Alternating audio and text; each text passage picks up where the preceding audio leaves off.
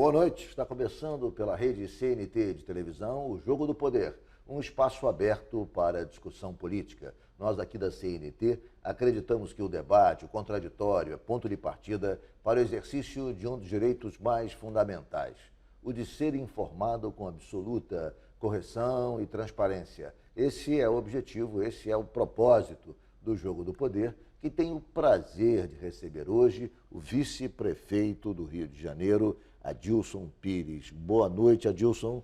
Boa noite, Ricardo. Boa noite, Leandro. Boa noite, telespectadores da emissora. É um prazer estar com vocês essa noite aqui. Prazer meu em recebê-lo aqui no Jogo do Poder. E para participar da entrevista, eu convidei também Leandro Rezende, repórter do Jornal O Dia. Boa noite, Leandro. Boa noite, Ricardo. Obrigado pelo convite. Boa noite, Adilson. É um prazer recebê-lo aqui. Vamos agora ao resumo das principais notícias da semana, diretamente de Brasília.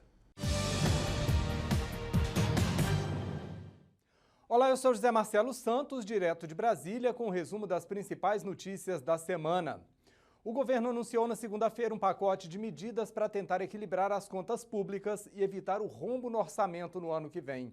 Além de cortes nas despesas, a proposta prevê aumento de impostos e a volta da CPMF.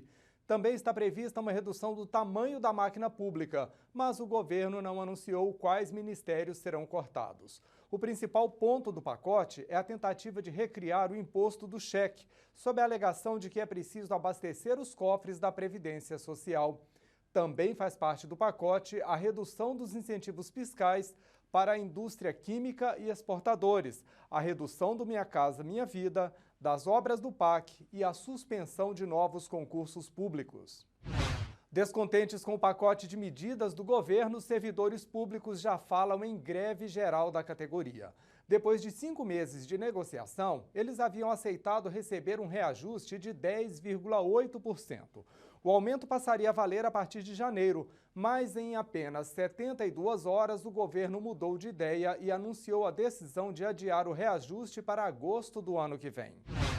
A crise econômica agrava a situação de desemprego no país. Economistas afirmam que a expectativa é de aumentar o fechamento de vaga nos próximos meses. Uma pesquisa da Confederação Nacional da Indústria mostra que o desemprego voltou a ser uma realidade para os brasileiros e quase metade dos entrevistados disse que alguém da família ficou sem trabalho nos últimos 12 meses. 73% estão preocupados em perder o trabalho ou ter que fechar o próprio negócio. E a estimativa é de que a crise feche 4% das vagas com carteira assinada de agora em diante. O projeto da nova CPMF ainda nem chegou ao Congresso, mas uma comitiva de 8 governadores e 2 vices começou um corpo a corpo na Câmara e no Senado para ajudar a presidente Dilma Rousseff nas negociações. Eles se reuniram com lideranças e com os presidentes das 2 casas e anunciaram que querem aumentar a alíquota da CPMF de 0,20%, propostos pelo governo, para 0,38%. O argumento para tentar convencer as bancadas é que os estados e municípios também precisam fechar as contas no azul e, por isso, precisam deste reforço no caixa. Eu vou ficando por aqui, mas estarei de volta na semana que vem. Até lá! Nós estamos de volta, então, com o Jogo do Poder, com o vice-prefeito Adilson Pires. Adilson, antes de vice-prefeito, você é um dos fundadores do PT no Brasil, no Rio de Janeiro e, por conseguinte, no Brasil. É um quadro histórico do partido. Como é que você analisa a crise atual do PT, as dificuldades atuais do PT? Tem saída, Adilson? Olha, sempre que alguém fala que eu sou quadro histórico do PT, eu fico achando que eu estou mais velho do que eu sou. Mas eu queria te dizer que acho que é um momento difícil, de fato, na história do partido.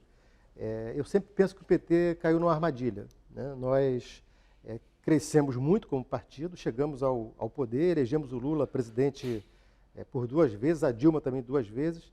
E é evidente que quando você olha todas essas denúncias que envolvem o partido, parte delas nós temos que ter a sinceridade, a humildade de reconhecer que alguns dos nossos cometeram equívocos e erros e tem que ser responsabilizados por isso. Mas não se pode imaginar que o partido todo, enfim, tem esse comportamento. Há muita gente decente, séria no PT, que faz um trabalho, enfim, nos estados, nesse país, nos municípios. eu penso que há saída, porque tem muita gente de bem que quer retomar essa trajetória de um partido político que é tão importante na história recente do nosso país, né? Se tem equívocos cometidos, mas tem muitos acertos também. No né? exercício do poder, você acha que o PT, a oposição, nem tanto a oposição à esquerda diz isso, diz que o partido se transfigurou e abandonou o ideário de esquerda, hoje o partido é um partido mais de centro. Como é que você analisa o comportamento do PT no governo sob o aspecto ideológico? O partido abriu mão das suas bandeiras? Olha, eu tenho uma opinião que eu concordo muito, que é o seguinte: geralmente, né, o movimento social, a CUT, o MST, enfim, os movimentos sociais, geralmente estão sempre à esquerda dos partidos, mesmo os de esquerda. O partido está sempre à esquerda do governo, e o governo está sempre mais numa posição conservadora. Nós somos do PT e temos um governo do qual nós fazemos, quer dizer, nós elegemos a presidenta da República. Esse governo tem tido posições conservadoras, posições das quais nós do PT temos procurado alertar a presidenta e o governo que é preciso corrigir determinados rumos desse governo. Agora, é evidente, Ricardo, que eu diria assim, o PT como partido mantém seu ideário progressista, socialista, de esquerda, né? O governo que nós elegemos, até porque a realidade é dura, quer dizer, quando você elege um presidente da República, você tem que governar um país da dimensão do Brasil, questão econômica muito séria, há medidas duras que são tomadas pelo governo, mas eu diria, o PT se mantém com seu ideário. O governo é um governo que... Mas quando você ascende ao poder, a expectativa da população é de que o partido vai cumprir o seu ideário no poder, não é isso? É isso, e veja bem, o Lula na presidência da República, na minha opinião, transformou esse país. Nós incluímos 40 milhões de pessoas no consumo, nós hoje temos um país mais justo e mais equilibrado do que 15 anos atrás. Por outro lado, quer dizer, muitas dessas medidas que nós tomamos, que foram muito importantes para o povo brasileiro, que mudaram o Brasil, como eu falei, a gente chegou agora, estamos vivendo agora um momento de muita gravidade na economia internacional, que afetou o Brasil e que tem levado o governo a propor medidas muito duras no Congresso. Medidas de ajuste fiscal, medidas que afetam alguns direitos dos trabalhadores. Eu repito, nós no PT temos posições críticas a esse pacote, que temos dito de forma muito sincera para a presidenta, através dos nossos canais de diálogo, mas é uma posição que o governo não tem muito como fugir, né? O governo precisa governar, precisa sair do imobilismo, precisa mostrar para a sociedade que está fazendo algo para equilibrar a economia de novo. Isso aí é uma contradição, na verdade. Adilson, isso não é um pouco de fogo amigo? Porque desde que a Dilma escolheu o seu gabinete ministerial com a Cátia Abreu, com pessoas que muitos petistas não concordam, como o próprio Joaquim Levy na Fazenda, isso não é um pouco de fogo amigo que o PT tem jogado sobre a presidenta desde o começo do ano? Não seria a hora de, num momento onde toda a oposição está já debatendo o impeachment da presidenta, o PT tentar se unir para tentar ajudar a presidenta, ou ela também não se ajuda? Olha, no fundo, né, tem posições diferentes, né? Por exemplo, o Lula na presidência da República, quando viveu a crise econômica, ele teve um comportamento e algumas iniciativas que ajudaram a minimizar a crise. Claro que essa crise agora é diferente.